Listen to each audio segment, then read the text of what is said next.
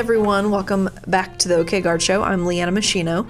I'm Staff Sergeant Brian Schroeder. Hope everybody had a wonderful and fulfilling Thanksgiving this year. I know for me and my wife, we were sick the whole time and just now recovering from the congestion and the coughing and the phlegm. And I'm sorry we're driving listeners away. You're not, but I do blame you and your wife for getting me sick. Listen. Because I too was sick, and so was Sergeant Jonesy, who you saw last month interviewing Mike Gonzalez. When you think it's a good idea to just drop in on somebody, maybe rethink. Maybe give a text or a call. He has a pool. It was 32 degrees outside. We don't do a polar plunge at our pool. I call it the polar dip. Is that not right? Well, I mean, you could polar plunge to the bottom of our pool right now and just collect all the leaves that are there. We don't have a cover. That sounds like work. Yeah, it's totally work. You know what else sounds like work? What's that? Financing. Ooh. Yeah. But that's what we're talking about this month. That's right. With Shea Cockrell. We brought him back. He's our first repeat customer. Hey, Shea. Or guest. Yeah. I thought it was a great episode. We dive into a plethora of things on materialism of the holidays. And yeah. Do you really need what you're buying for, or the people that you're buying for? Yeah. You know, and we're not discouraging. We're not trying to discourage people from shopping or doing nice things for other people, but what's the value in it? Yeah, I thought it was a great episode. Obviously, we love having Shea on. He brings a wealth of knowledge. We also talk about taxes that you can prepare for that's coming very quickly within a couple months, but there's a lot of things you can do at the end of the year, this year, to prepare for that. Yeah, Shea, we're going to have him back again, probably closer to tax season, but just hearing his opinion on, getting yourself into debt over Christmas, over the holidays is a big thing that Americans really struggle with. And we really talk about some of those things like you were saying. Being present is sometimes the best present you can give your family members. So just keep that in mind. And the whole point of that is because and you'll hear shortly, over $1,000 is the average of what people go into debt in addition to their already, however much of debt they're in already. Yeah. Just from holiday shopping. So that's why we wanted to talk about this. So hope you guys enjoy, and we'll see you here in a little bit. Yeah. Hey, Shea. Hey. Hey. We can just use this this is our intro right here. Yeah, we don't need to record anything. Great. Hey everybody, welcome to the OK Guard Show. This is great having Shea Cockrell back on our show. Well, hi. Yay. You're our first repeat guest. Offender? No. Yeah. Some people might look at it that way, but we won't. I wouldn't blame them. We looked at the numbers, Shea, and from the last episode. Yeah. Real bad. They were good. They were good. They were good. We got a lot of good feedback. So good.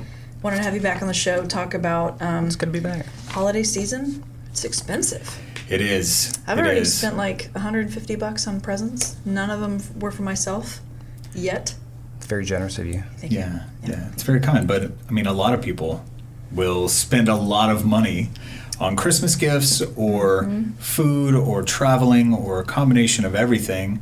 And at the end of the year, you almost need that holiday bonus just to be able to pay your bills on top of all of the other. And it's not about taking away giving, that opportunity to give. Right. But maybe looking at different ways we can give so that we're not giving our pants at the end of the month trying to pay bills. Right. Yeah, absolutely. My family and I have an agreement. I'll call them and be like, hey, just making sure we're still on. You're not buying me anything, and I'm not buying you anything, but we're going to spend time with each other. Good? Good. Because that's invaluable. It is. Time. That's something you cannot buy. I have parts of my family that do that too. Yeah. And I really appreciate that. Yeah. And I feel like everyone gets it. Yes. I don't think anyone would say, I'm offended. Yep. That you want to spend time with me. Yeah. How dare you? Yeah. Nay. I don't know. So, I want to dive into that whole idea of, if you don't have the money, find a different way to spend your holiday showing that you care. Buying a gift does not do that. Right. Moving on. Moving on. So the study. Yes. So this is insane. Looking at some debt statistics during the holiday season. According to a 2018 study by Magnify Money on holiday debt, Americans tackled an average of $1,054 additional debt during the holiday season. Per person. They tacked that much on per person. Yeah. $1,054 just for the holiday season. So, Shea, what are your thoughts on how we can avoid taking on additional debt like that over the holiday season? Well, first of all, that's a problem. I mean, average, you're talking a pool of people, and I don't know, it didn't say the number of that they polled for this, but No, but the does average that, of that amount, that's insane. That's a lot of money. That is a lot of money. Yep. a lot of money. That is a couple mortgages for some people and a few months' rent, and Oh, sure. But that's not the total amount somebody would spend. yeah, That could be in addition to money that they've saved up. Right. Plus going in debt over $1,000. right. Right. Wow, that's crazy. That's ridiculous. Yeah, It's really bad, and it smells of just a budgeting problem in Okay. general. So if you're spending a bunch of money and you're attacking on additional, $1,000, $1,100, you didn't budget right, or you just spent too much money to begin with. And I know impulse culture is really bad. You go out and you see all these marketing things that, oh, that would be cool to have in the house, and instead of taking a step back and thinking about it, you just go ahead and buy it, and then that those purchases add up, and here we are at $1,100. I Yeah. mean, when you add interest onto that, say it's on a credit card, I mean, and it takes several months to pay that alone plus the interest that you accrued. I mean, I don't think people realize how much interest they're actually paying. Like $100 thing is really $175 or whatever. Or if you minimum balance the entire time, it's up and up and up. And your $100 gift all of a sudden turned into a $780 present for your child from 4 years ago. Yeah. It's out of sight, out of mind. Yeah. You saying you're going to make this average payment over a period of time will allow you to pay off that amount. Right. But you're really paying almost 3 times the amount that you're initially going for Yeah. in some cases. Anywhere from 22 to 28% APR. That's a lot. Yeah. So my assumption is that, what's the best way to do that? I mean, if you pay for a credit card, or you have a credit card, use it to buy gifts. What's the best way to do that? Make sure you have the money to pay it off the next yeah. month? Oh yeah. If you're spending on a credit card, the plan should be to spend the money to pay it off at the end of the month as soon as you get the bill, because you don't want that interest to accrue. I know some people like to play the points game where they put it on a credit card and then immediately pay it off, but you have to make sure you have the money available or you're going to get yourself in some trouble. Yeah. I do that. But I force myself, and sometimes it is painful. But I refuse to pay interest on it. If I have to pay interest, I'm instantly grumpy. Yep. Yeah. Because I did for so long in college, and I don't want to do that ever again. So, Yeah, because it's essentially paying somebody else to borrow their money yeah. is Yep. what you're doing. Which that's the exact opposite of what we talked about first time, which is the exact opposite of retirement. Yeah. The more you're paying interest, the less retirement you're getting, because you should be putting that money into a retirement account. So let's say I haven't saved up because, well, I did save up, but my car had problems and it needed a new transmission, and then the insurance won't pay for me to have a new roof after the hail damage obviously caused it. So I'm really short on cash, and I have to go in debt this holiday season to buy gifts for my family, for my friends, for my kids. How do you recommend I go about doing that if I have no option but to go into debt over Christmas or the holiday season? Well, first, I'd recommend you take a step back to see, is the money that we're usually spending on Christmas presents, does it have to be this way? Are we talking something that's been outlandish for years and years and years that we could and should cut back on? Or if we're just talking about little amounts of money here, and you're just trying to buy something small for your kids, it's kind of it's a sad deal, but I know people get into that. If you're in a boat where you have to go into debt like that, I would recommend that you pay as much as you can on the credit card. Not sacrificing, food or anything like that, but do what you have to do. But you do keep in mind you do have options. Some good strategies here are getting a seasonal side job. There are a lot of companies out there that do hire seasonal for 10, 15 hours a week. Amazon, you see them everywhere. I mean, UPS. And UPS. Yeah, a lot of retail brick and stores. mortar, yeah. Right. What do they do? Gift wrapping and Yep. Yeah. stocking and stuff. Yep. Yeah. So that's a good option. And also just remembering priorities. I like that. The idea of spending time is the best gift you can give, I think. Yeah. So. I agree. Yeah. Because that's maybe what a lot of it boils down to, like you said, is prioritizing, whether it's time or prioritizing your money, Yeah. one way or another. I'm not talented much in making things, but I could do like a craft thing, right, where it costs me very little, or maybe I already have the supplies in my house, and I custom make something for, my grandma, like Levy Grandma or something, with a picture of me and my puppy and my husband too. He's a part of my life now, so gotta include him. But, and she would love that. It would make her heart melt. Those are cool gifts. And Yeah. it didn't cost me much at all, and it was more of the time that I put into it. Right. So that's something I would say is if you have the ability to make something or do something for someone, like, little coupons, those are cute. I think Yeah. those are awesome. Those are cool. Like, coupon to clean your car. Yeah. I accept those all the time. Just, our address here is 3501. But, and then cash in on them. yeah. But you don't have to stand in line beginning at 3 a.m. on Black Friday Oh yeah. to be able to give a gift like that, Mm-hmm. right? Plus, they're more heartfelt. Yeah. They're appreciated more, giving and also receiving. All right, so if I get a side hustle and I'm able to save a little bit of money to avoid going into debt, I've heard about layaway.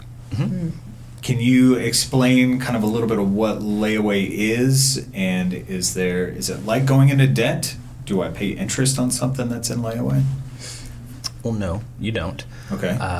Layaway can be a good budgeting tool in the sense that you are not swiping a credit card and accruing interest. However, there is a caveat to that.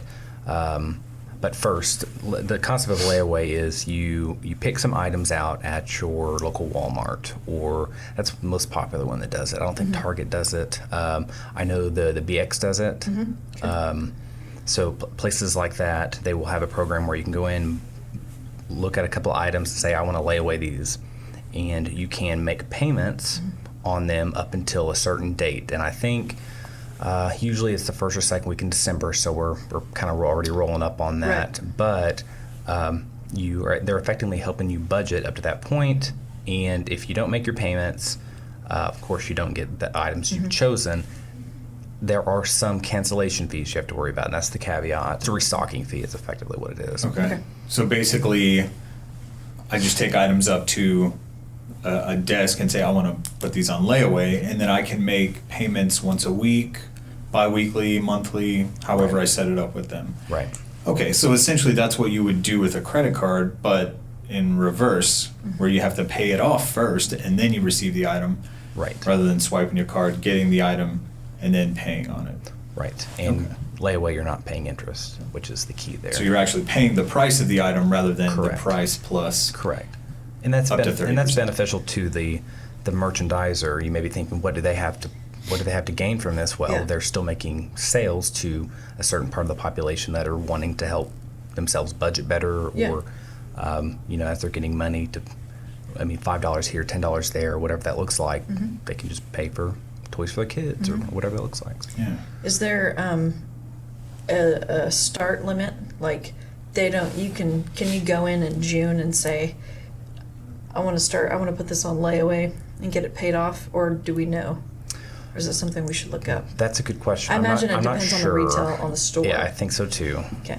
or even the amount? Could I say, I want to lay away this $30 coffee pot?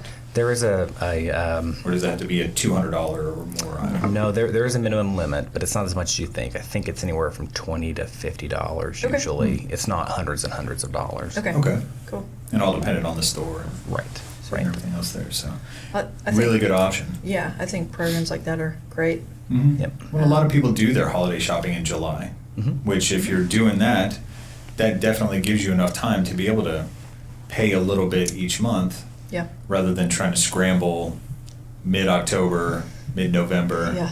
Right. My So what is case, it? mid-December I got to some go of and them. buy Still gifts. got, it's the 25th. Oh, I gotta get shopping. Yeah, I know. Thanksgiving's We're a this month week. out. Who likes Yeah, Boxing and there's Day no, gifts? you know, there's only 3 weeks between. Well, really, but Thanksgiving is very late this year, Mhm. so Yep. I've been pushing it off, and then now I'm like, oh crap! And I do this every year, and every year I tell myself, don't do this, but it goes back to the whole stress of. I don't want to back myself into a corner where I'm like, yeah, just get it. I'll worry about paying that off later, and I bet a lot of people do that. Mm. The stress of the time and they think, oh, I forgot about this person. I need to go get them something. By then, maybe something's marked up, and they're like, well, I got to get it. Mhm. And they're stuck between a rock and a hard place. And that's where the impulse buys start coming in. Yeah. Oh, I see that. Oh, that would be good. And you don't do your research on where's the best price. Yeah. What other options do I have? Yeah. So what about the obligated giver? There's the impulse buyer, but then obligation giving is almost an impulse buy in a way, Sure. right? Yeah. Oh, they got me this, so I feel like I have to do that in return. Yeah. And if you do that and you start making a list, then, you know, Yeah. you have nothing at all in your wallet, right? It's a very vicious cycle.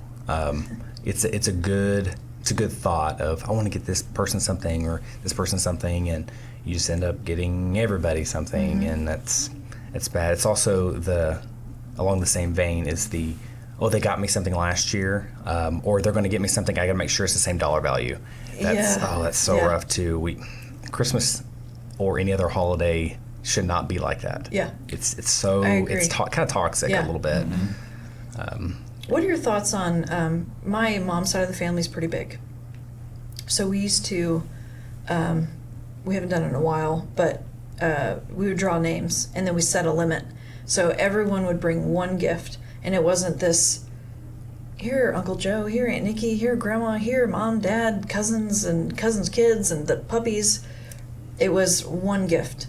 What are your thoughts on that? I really like that. Okay. If you're a tight-knit family that kind of knows everybody in the family, I would recommend doing something like that. The other side of the coin, too, is if you are in a group that you may not, if you're maybe one of the in-laws or something and you don't know the family very well, another good option is to play white elephant, because if you can buy a general gift and kind of play a game with it, you're not stuck to, oh, I don't know this person I drew, you want to trade me?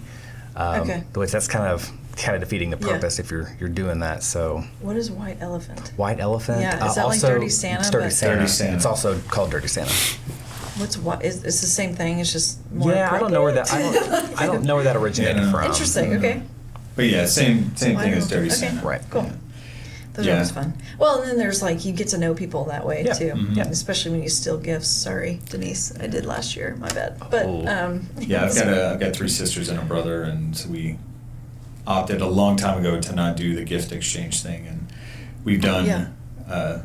find something at home that you don't want anymore. Ah, that's in that's good good. condition. Yeah, yeah. That's funny. Yeah. Not some smelly So socks. as I but say, people don't show up with their underwear like these Right. didn't fit. It's got 4 holes in them. Yeah.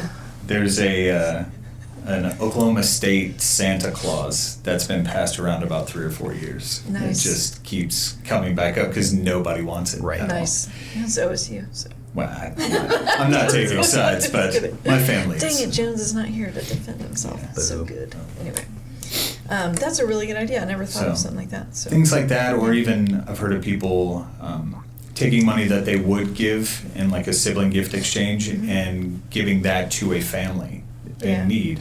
So you're still getting that sense, that good feeling of giving to someone who actually would need it. But you know, the family exchange and the family interaction is also very important and good. So. Yeah, I like that. Yeah, because it does come down to being thoughtful of others and doing good things for others, but without having to break the bank, without having to go into debt or worry about paying your bills, just to do something nice for somebody else. How do you think someone should approach that? Like a family member, normally there's a gift exchange, but maybe this year was tight. Well, money brings shame to a lot of people, especially lack thereof.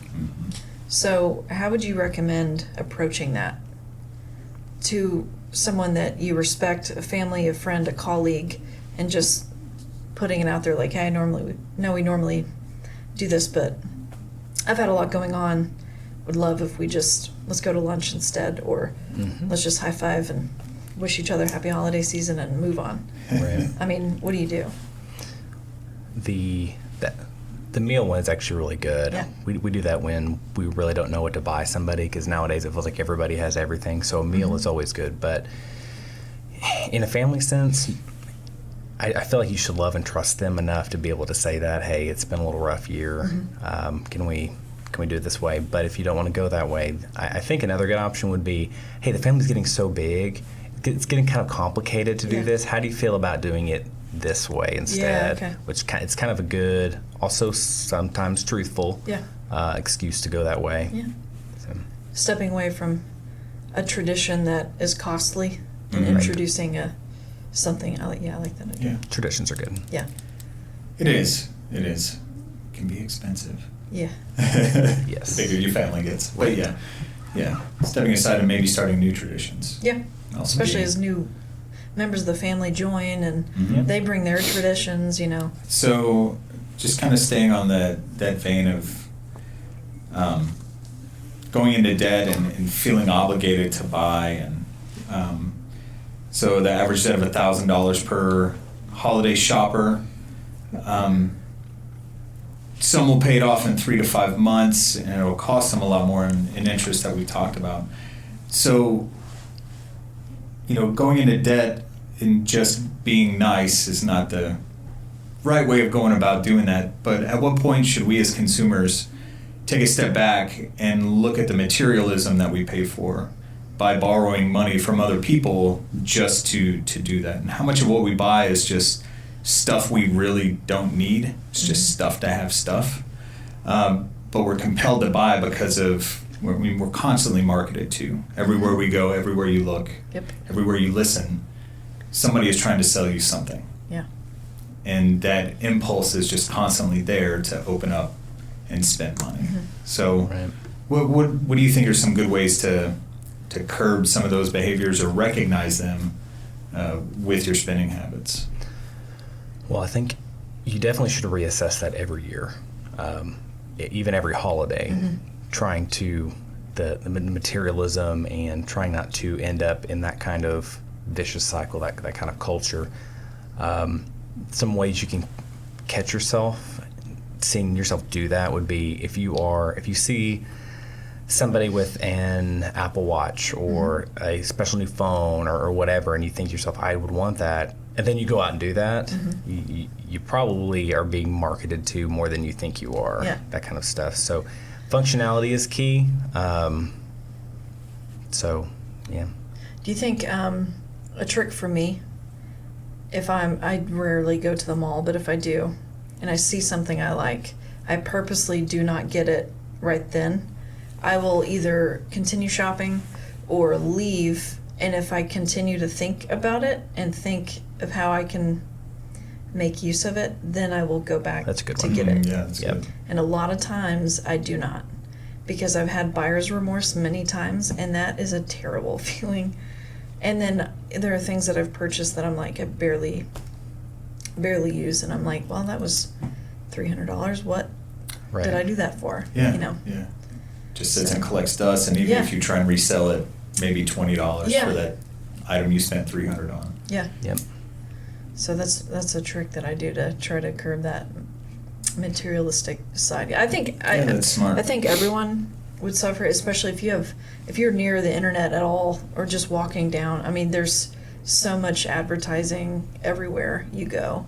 You can't hop on your cell phone to check email without seeing ads anymore. I mean, Especially about what you were just talking about. yeah, like right now, Or is I it wonder if instantly there's marketed yes, ads? yes. Yeah. Yep. So they're listening, but Scary. yeah. So we should talk about specific things and just see what ads we get later, and then we'll come back and we'll say this is proof. So be Yeah. a good test. Yeah. But anyway, that's a trick I have for kind of curbing that. That's a good one. Doesn't always work, but it does a lot of times. Most of the time, it does work. Yeah. It's better than just being a complete shut-in Yeah. and not being tuned into anything that's going on. Yeah. Because Right. it's almost impossible to go any length of time without seeing, hearing, or being marketed to in one way or another. Oh yeah. Yeah. So let's talk taxes. Yay! So there are a lot of write-offs. Brian and I were talking about, like, he just bought a house last month. You closed, right? Yeah. Well, So congratulations. Thank you very much. Very excited. he's gonna My have a pool address party. is one. Yeah, he has a pool. Pool party's happening sometime. We'll send out the address in the show notes. Woot woot. Yeah, it's actually my neighbor's pool, but I have a hole in the fence that Yeah, we can counts. get easy access to. Yeah, that's what pork chop goes through. It's this Yeah. one. Pork chop's my dog. Yeah, By just the to way. clarify. He's also a vegetarian, not pork chop, Brian. Yeah. Oh. Anyway, Good clarification. yeah, pork chop definitely is not. So there's a lot of money that goes unclaimed, I guess, every year. And a lot as in billions, apparently.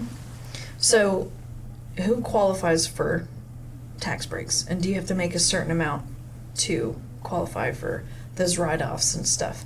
And let's talk, we could talk standard versus itemizing, because to write anything off, you have to itemize, right?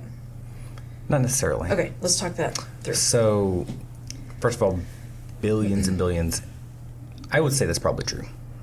Most people don't know that there are some deductions that are available to them, and sometimes people are just scared to take them because, oh, I'm going to get audited, or I'm not sure this is right, so I'm just going to stay, on the safe side. And sometimes that's right, sometimes that's wrong, wrong.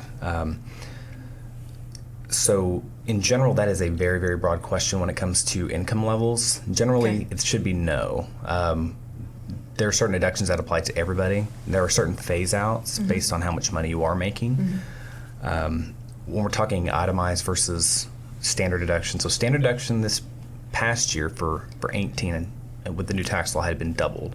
So for singles, it's now $12,200. Head of household, it's $18,350, and for marrieds, it's the double of the single, so it's $24,400. Yeah, okay. So to itemize, you have to have more itemized deductions than you do of the standard. So you get one or the other. And certain deductions in the itemized category include things like charitable contributions, state and local tax up to $10,000, medical and dental, but there's a 10% AGI threshold for that. So in other words, really look at what you've got, because I didn't do any taxes last year for some of my married clients, and they did not itemize at all, which is rare. Usually you Yeah. get a bunch of people that are itemizing, not this time around, Yeah. because some of those deductions fell into other credits and other boats, so it helped them more. I heard with the tax changes that a lot of people didn't get as much as they're used to, and it was kind of a shocking thing. Right. Is there a way to avoid that shock happening this next year, or is it, because I know a lot of things changed, right? Right. From 2017 to 18, right? Yeah. Correct. I lost a year, so I'm still like, yeah. Yeah. So, what are some ways that what are some common ones that people don't think of? Like, hey, I can count this toward my taxes and get that written off. Sure. So Or stuff that I can do by December 31st. Like, donate all your money to this, and then, Have as many children as you can in the next 5 Yeah. weeks. right. dogs unfortunately don't count. They do not count. They're expensive. Why don't they count? Yeah. You know how much I true. spent on my dog? You get health insurance for them, right? Right? It's true. We've got a Yeah. Great Dane, so we know. Oh man, those are big It's a horsey lot. pups. Anyway, so yeah, what are some things that we should think about doing if we're looking to hopefully get a better or not owe as much next year? Some things that we can do within in the next 35 days. As for deductions going into the end of year, it really depends on how much money you're making and what bracket you're in. Okay. Because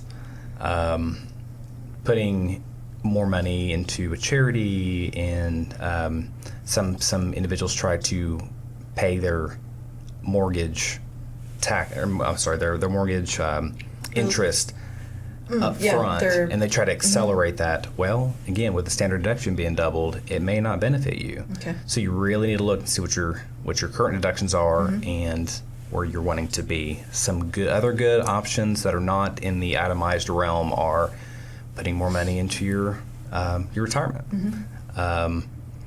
Putting more money into your health savings account if you have the option to Okay. increase. Some people do, some people don't. I assume there's a limit.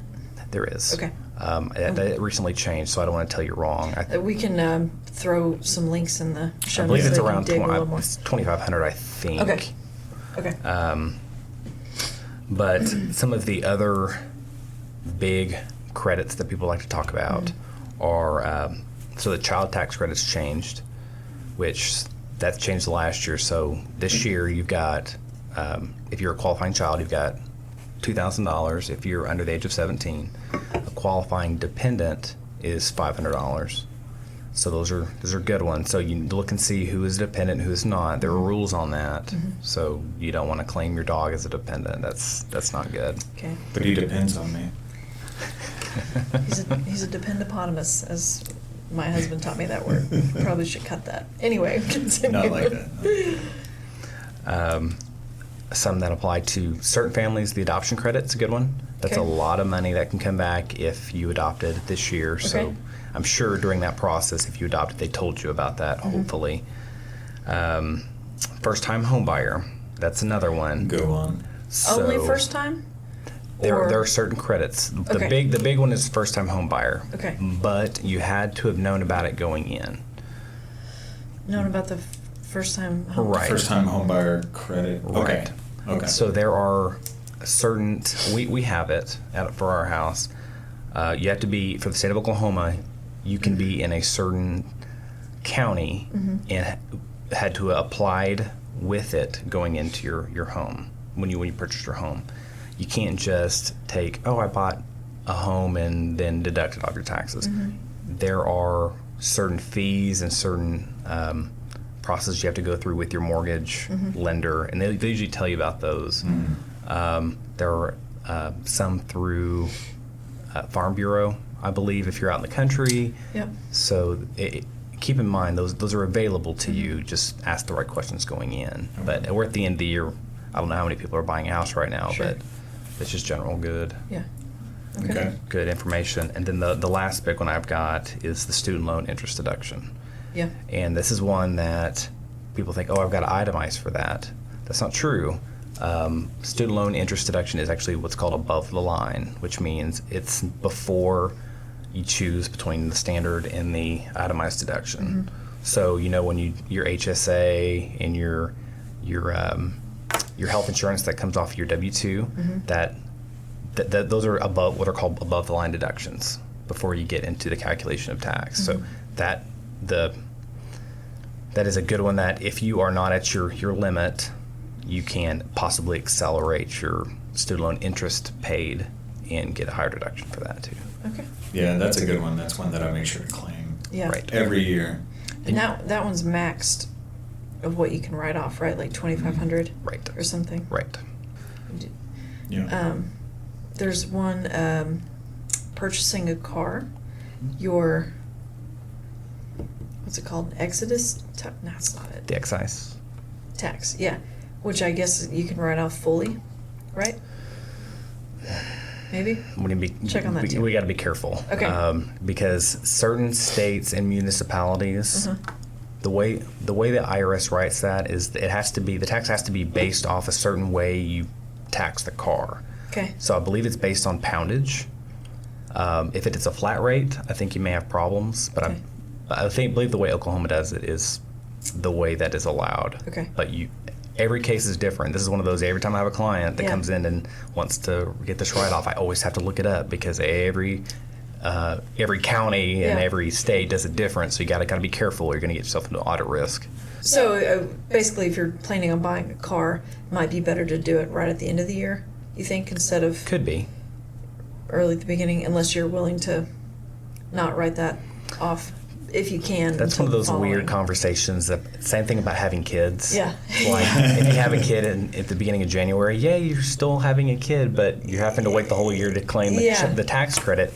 You still have Yeah. a kid. You still have a car. Right. So Right. it is what it is. What do I need to prepare to be able to claim all these things on my tax? I know the student loan will send you the tax form that you need for filing. Right. What about my other larger purchases, or if I want to itemize things? If I when I worked in the medical field, I could itemize my buying scrubs and shoes and things like that I used that my employer didn't compensate me for as business expenses. So do I need to save receipts? Do I just need to, how do I prove that I want to claim that? It would be receipts and documentation.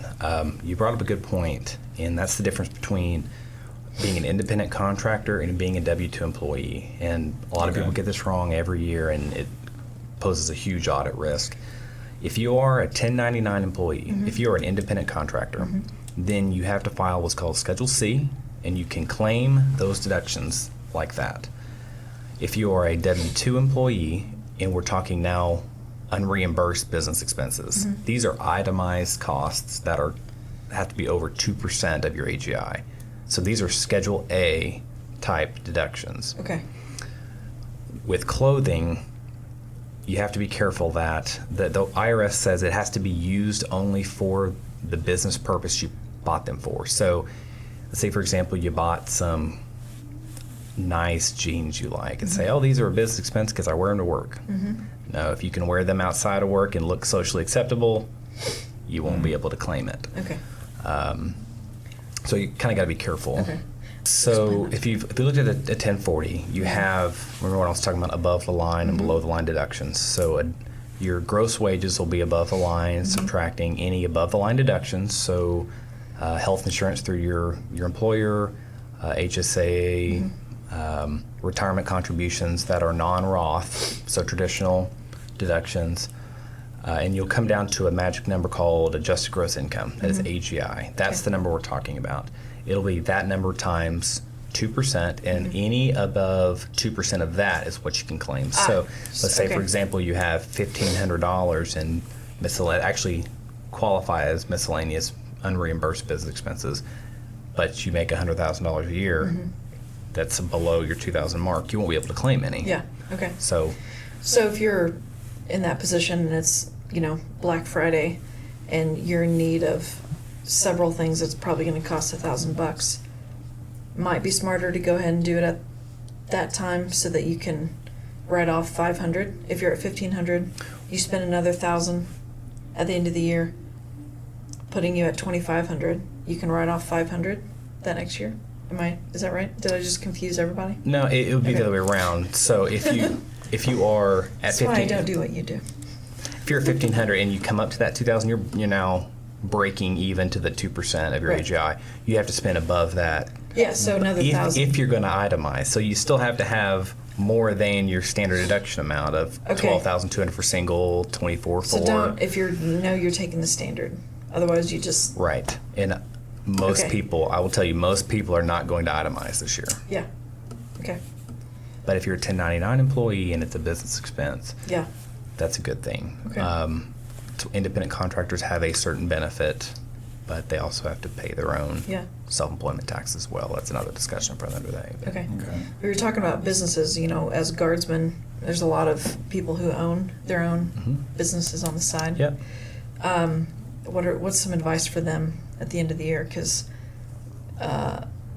they can get whacked upside the head in April, or when well, I guess their stuff typically comes in a little bit later once they get everything. Anyway, help. How should they start preparing for getting their employees' tax forms and stuff like that ready to go, or any contractor forms that they have ready to go? Right. If you don't know, ask the questions, because those forms are not they're not very intuitive, I'll tell you. You can figure it out if you do a lot of reading. There's a lot of software out there to help you, but if you have any questions, please ask, because the IRS and or the state will find you and they'll say, where's my money if you do it wrong. So it's all about what forms you have and all your documentation. So if you know, oh, I'm going to be getting, let's just talk an easy form. If you know you've worked at 3 places and you're going to get 3 W-2s from those places, or 3 1099s from those places.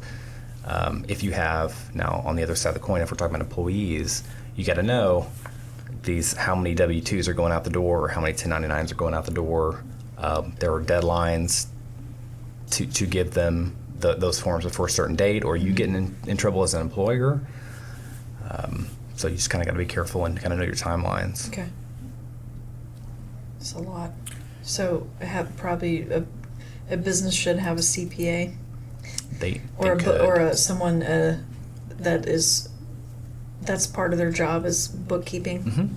Okay. Yep, and a lot of businesses that get to a certain sales threshold, the person who started the business usually is the operations guru who knows how to run the business, and you get to a certain point where, they're not going to have the time to manage the money as well. Yeah. So having somebody on the side do it, I've heard everything from one spouse doing it and then the other spouse running the finances and that kind of stuff. So having help is important. You don't want to slack on that and get busted later on. So we talked a lot about organizing and pulling receipts and getting everything ready. How necessary is that to do that now versus maybe April 1st or April 14th? If we're talking receipts, that's necessary now. A lot of times, especially with banks, waiting on 1099s or 1098s, they like to slow roll you, and that's the hard part of knowing what's coming. What do you have the right form now? Because sometimes the bank will issue you a form, or like an investment broker. If you have stocks, bonds, and they're generating interests or dividends that are outside of a retirement account, because those are not taxable as you go forward. But if you have those outside of a retirement and they're accruing, sometimes they'll issue you one on February 15th, and a month and a half later after you filed, they'll be like, this is the corrected form, and that drives CPAs crazy. Yeah. So it's like, is it material to amend? Should we amend? That kind of stuff. So know what's coming and keep track of your forms. Okay. One good thing about that, I'll tell you, I tell all of my clients that have a business on the side that's running numbers that are, somewhat material. You have a lot of money coming in. Keep a separate bank account. Because in that case where you lose a receipt, a lot of the time the IRS will come in and say, that looks like a $16,000 trailer. Yeah. We'll accept that. So it's all about audit risk, but if you're starting to blend it together with a personal account, that's when things get super muddy. Okay. Okay. So that's a good tip. Yeah, just keep it all separate.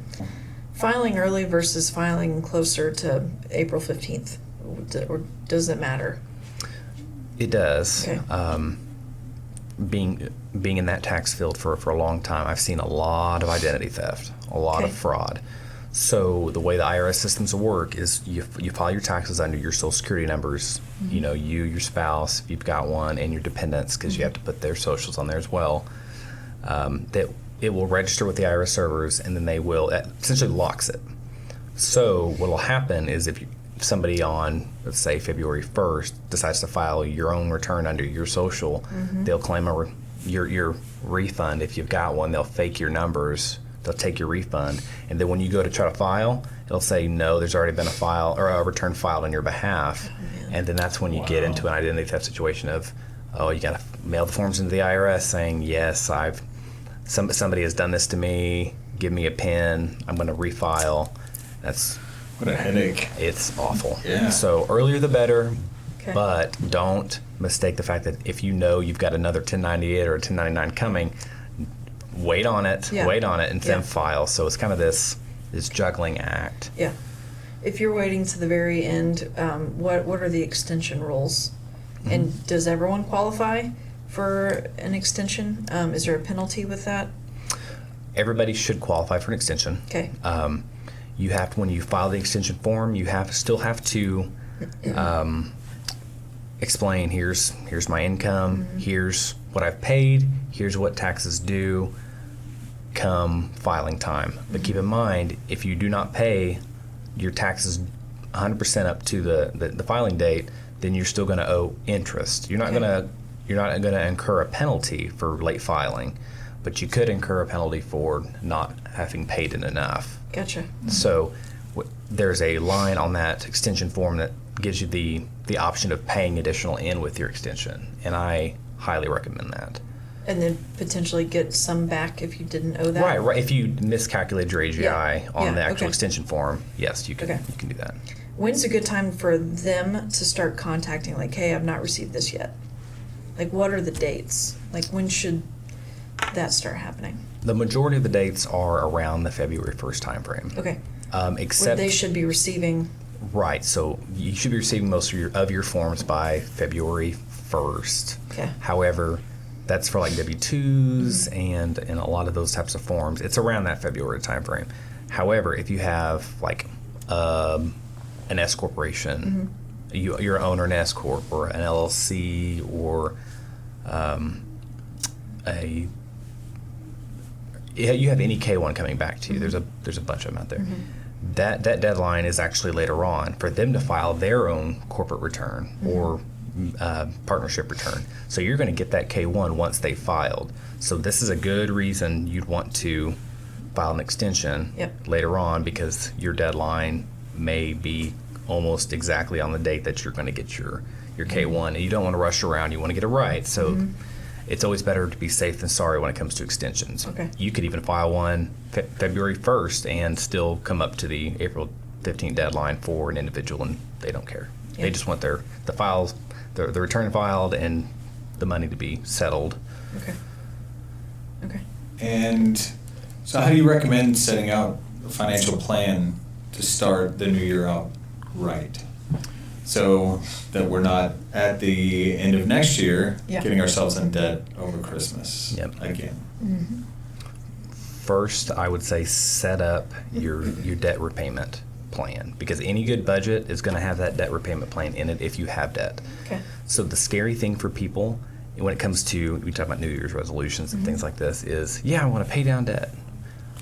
But if you may not even know when your debt pays off. So figure out when is that magical date, Yeah. and that'll give you light at the end of the tunnel to say yes. It may be 3, 5 years in the future, 10 years for student loans, whatever that looks like, but at least you have a date. Yeah. So that's a good starting point. And then I think we talked about a lot of this last time, but retirement contributions, your health insurance, these things are good investments. I mean, invest in yourself, and then you pay down the debt and all of this stuff going forward. So. Okay. Yeah, that's really good. Is there a method you would recommend for setting a budget, or what are some of those attainable financial goals? Do you say, okay, and it's all dependent, but in 6 months I hope to have $500 in a savings account? Yeah.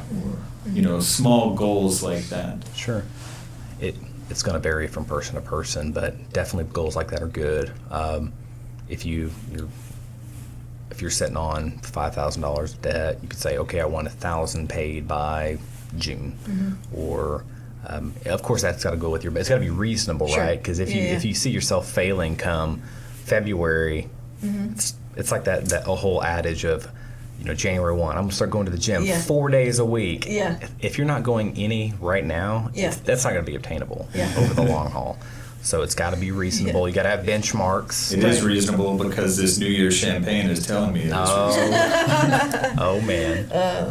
Too much I'm bubbly. going to do it tomorrow. Yeah. When it hits, February, March timeframe, and you feel yourself slipping into old habits, what are some things you can do to keep yourself motivated in spending? I mean, going to the gym, it's nice to have somebody that's there and they can help push you, but finances are a little different. So how do you stay motivated in staying on budget?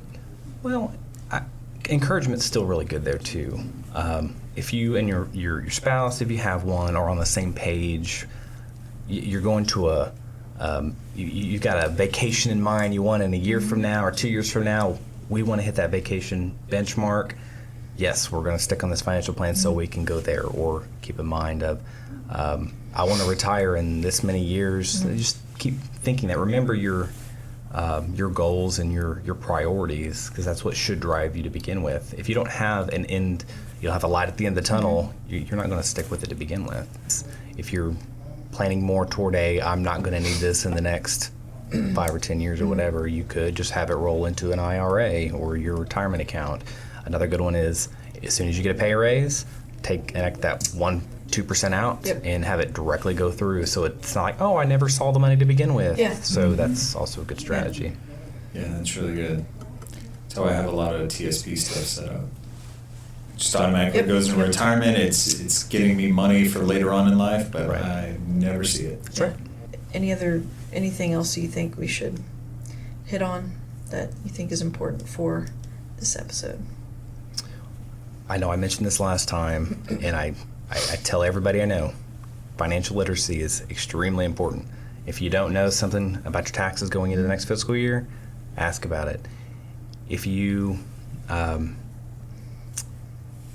don't know, and that applies really to anything, going into buying Christmas presents.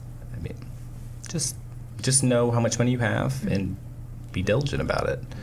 I know it's really hard. You want to buy that great thing for your kids or buy that great thing for your spouse because they deserve it, and they definitely probably do deserve it. It's just it's always a hard time of year. So just, you shouldn't have to break your back for something else. You know, you could break it literally by cleaning their garage. Right.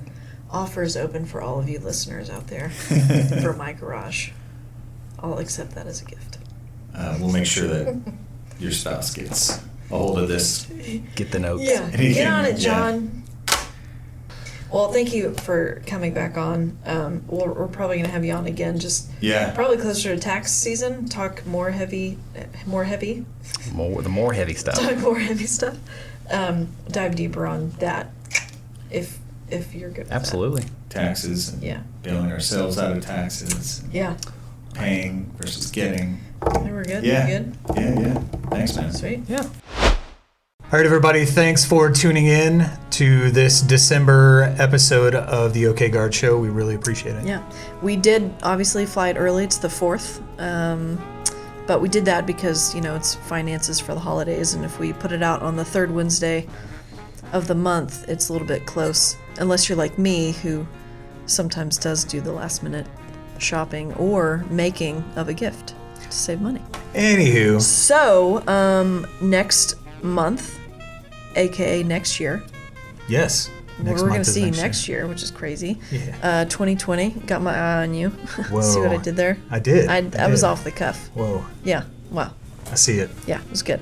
It was almost as good as the intro. I forgot what you did already, but it was good. Mm-hmm. I'll reference it. I'll put it in the show notes. Okay. But we have a few ideas for next month, and there's a lot we can do with January. So if you have any ideas that you want us to hit on, let us know. Contact us. Brian, where can they find us? The show is for you. You can find us on Facebook. You can find us on Twitter. You can find us on YouTube. Hashtag OKGuard or at OKGuard. Yep. Just Google Oklahoma National Guard or OK Guard Show or whatever. You'll find us and shoot us a message, whatever. Comment on a post, whatever it may be. Right. We track all that, and by we, it's Sergeant Jones, who does a great job. And get some ideas from you guys, because like Brian said, this is for you. And so we look forward to continuing the podcast. We're approaching a year. March will be a year. That's right. So we'll do something special for that. Yeah. We appreciate everybody that has continued to listen to us, to view us, and that keeps our show going. So please, whatever you'd like to hear. If you're in the military, if you're not in the military, if you want to know about the Oklahoma National Guard, anything about the Guard, just let us know. We'll try and provide that information for you. Yeah. All right. have a wonderful holiday. Have a great New Year. Be safe. Do not drink and drive. It's not worth it. Speaking of safety, Yes. stay tuned for our safety message coming from our command group to include our adjutant general and a few other stars. Yeah. So, a few of yeah. the stars from that command group. We're Yeah. gonna present our annual holiday safety message here probably next week. We'll Yep. have that running. So stay tuned for that. Be a lot more fun coming from the Oklahoma National Guard Public Affairs Office. Yeah. Yeah. Wonderful. Thanks for tuning in, everybody. All right. See you next year. Bye.